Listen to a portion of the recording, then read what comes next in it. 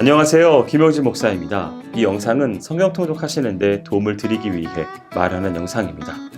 통독을 하면서 익숙하지 않은 배경과 내용들로 인해 어려움을 겪는 성도분들이 조금이나마 도움이 될까 싶어 마련한 것인데요. 조금만 관심을 기울이시면 읽으시는데 유익이 있을 겁니다. 그럼 오늘 읽을 부분에 대한 안내를 해드리겠습니다.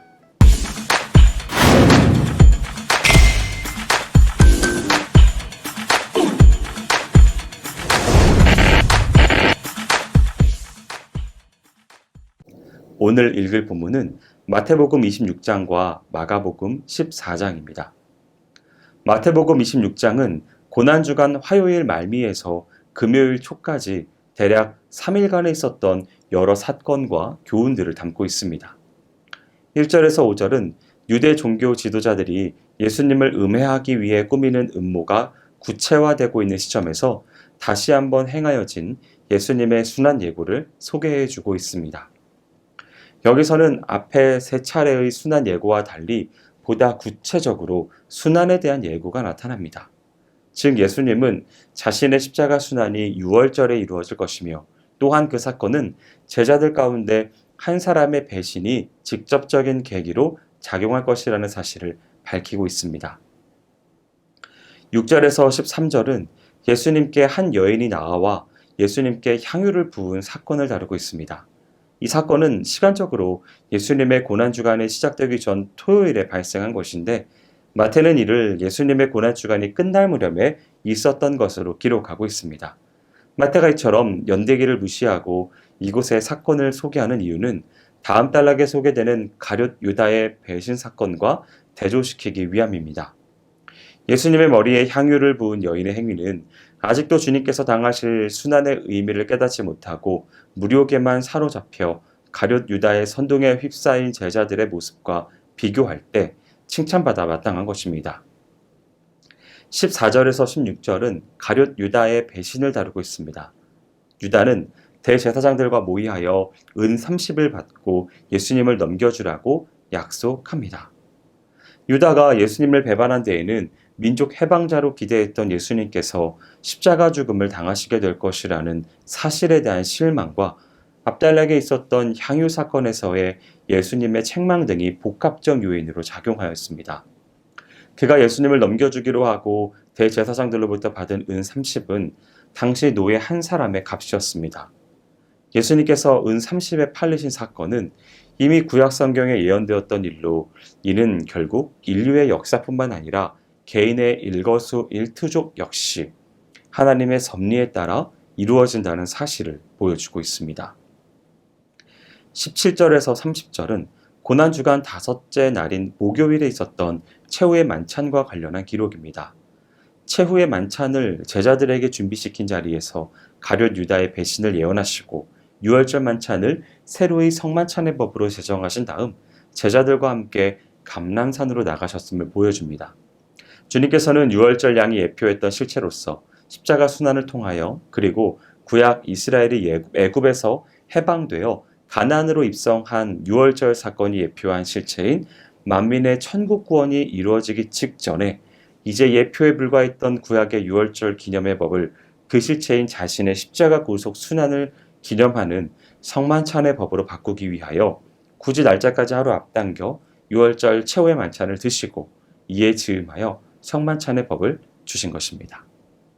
31절에서 35절은 예수님께서 제자들이 자신을 부인하게 될 것을 예고하시는 장면입니다. 즉 예수님은 3년 동안이나 동거동락하면서 자신의 초자연적인 이적들을 목격하고 하나님 나라의 새로운 교훈들에 대한 가르침을 받은 제자들마저 이제 곧 자신을 버리고 도망칠 것이라고 예고하셨습니다. 그러나 베드로는 그의 성급한 성격과 수제자라는 우월감에 사로잡혀 자신은 어떠한 일이 있어도 예수님을 버리지 않겠다고 장담하고 나섰습니다.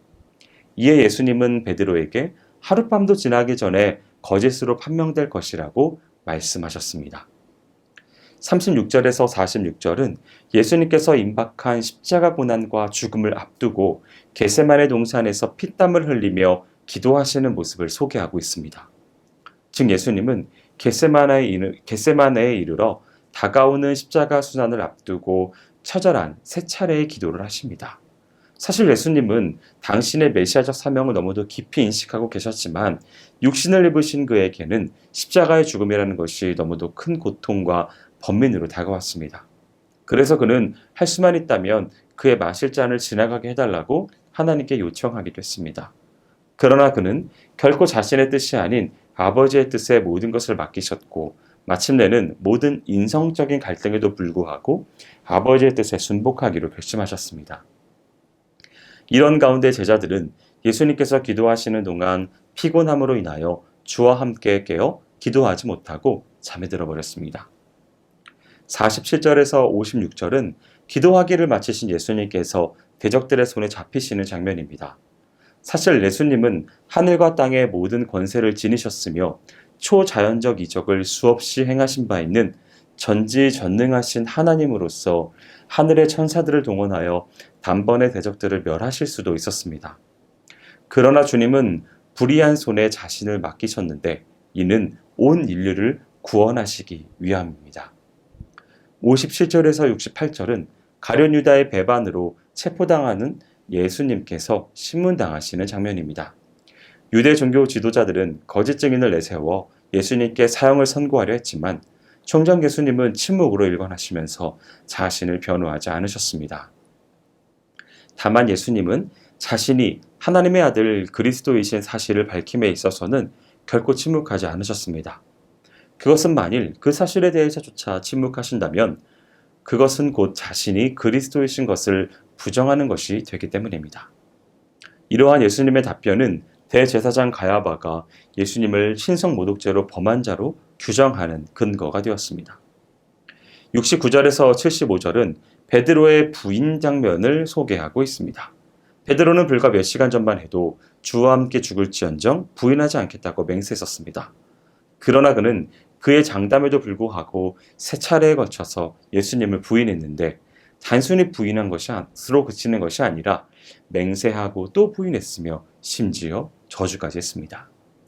베드로는 닭이 우는 소리를 듣자 자신에게 당신을 부인하리라고 말씀하신 예수님의 말씀을 깨닫고 심히 통곡하는데 이는 그로 하여금 비록 범죄한 후에라도 회개에 이르도록 만드시기 위한 의도였습니다.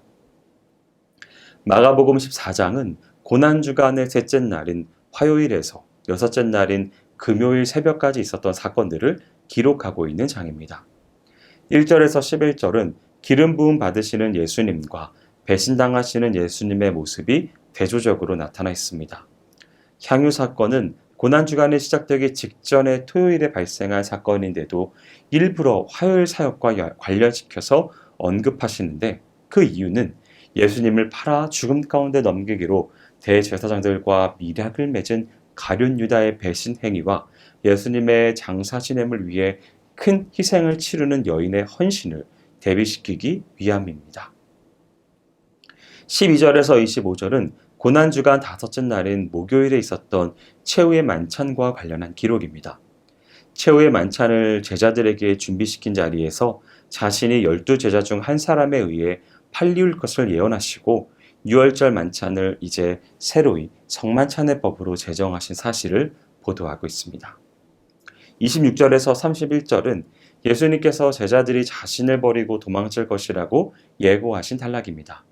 여기서 베드로는 자신은 절대로 그렇게 하지 않을 것이라고 인간적인 용기로서 장담하였습니다.